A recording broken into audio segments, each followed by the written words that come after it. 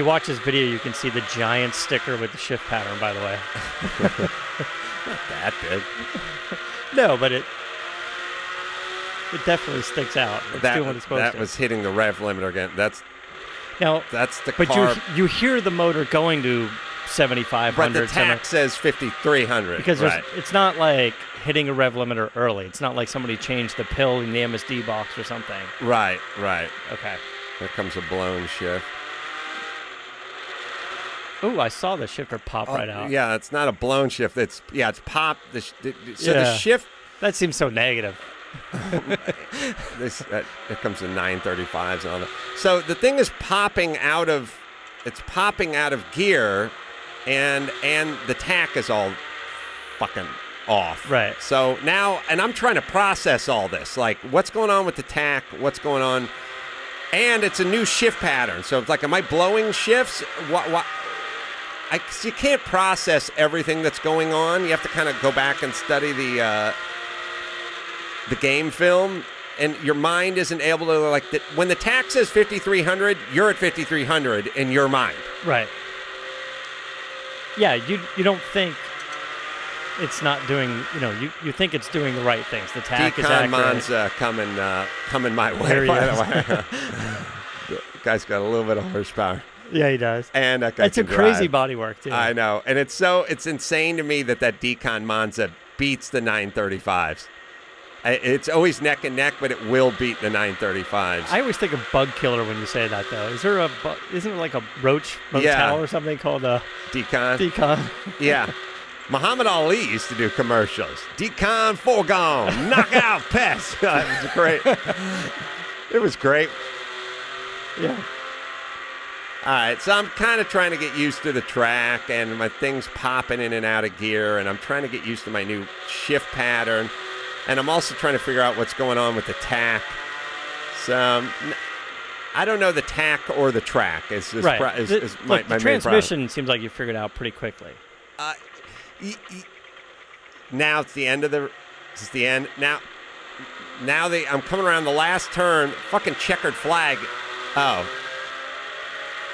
There's checkered flag was being thrown on the last lap, and I come around the last turn coming into it, and I got nothing.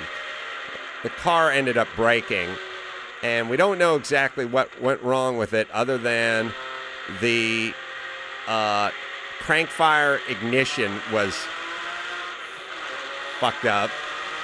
Right. And there was water in the number 3 cylinder. That's more worrisome than the ignition, because we ran this car before, and this is the one that we have old video up at Laguna Seca where the crank fire ignition has that cage basically on the front of the crank, and that broke off, and we saw video of that flying out the back. But it's troublesome that it broke again pretty quickly. Yeah. Now, do we know if that's what broke off? I was told initially that there was water in the number 3 cylinder, but it wasn't a blown head gasket. Thing certainly didn't overheat. What it was is some pinhole leak in the head or something. The head, I don't know if the head cracked, the block cracked. I don't know. There was some pinhole leak that got water in the number 3 cylinder, and then crank fire problems as well. Who knows? Could have been a head bolt, busted head bolt. Yeah. Cracked. Who knows? Because I don't know when the last time the head was off or what kind of. I don't know.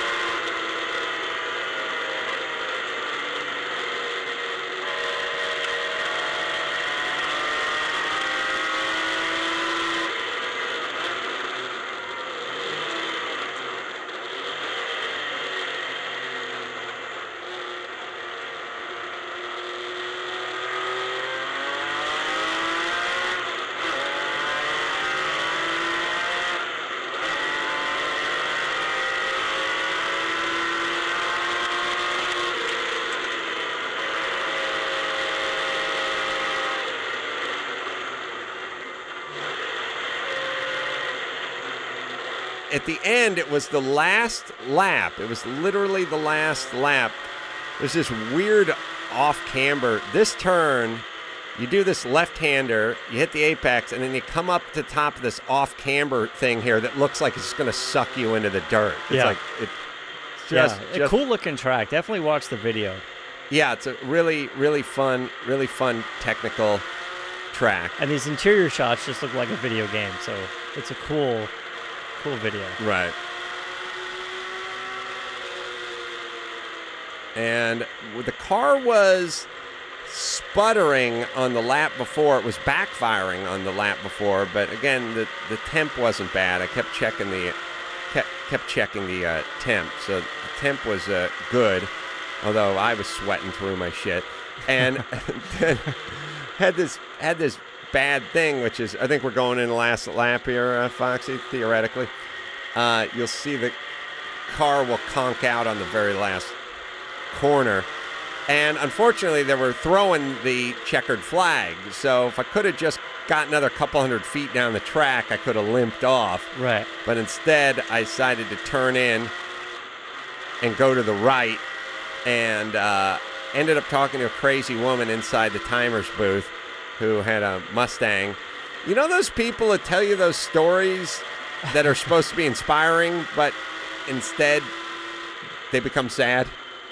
I find most stories that are supposed to be inspiring become sad. To be sad? I've owned this notchback since high school, and I'm 71. Yep. That's me telling people go around me. Oh. That's me pulling into the infield. All right, I did what a good racer should do, which is I started waving my hand around. And, now, do you get out and run around the track?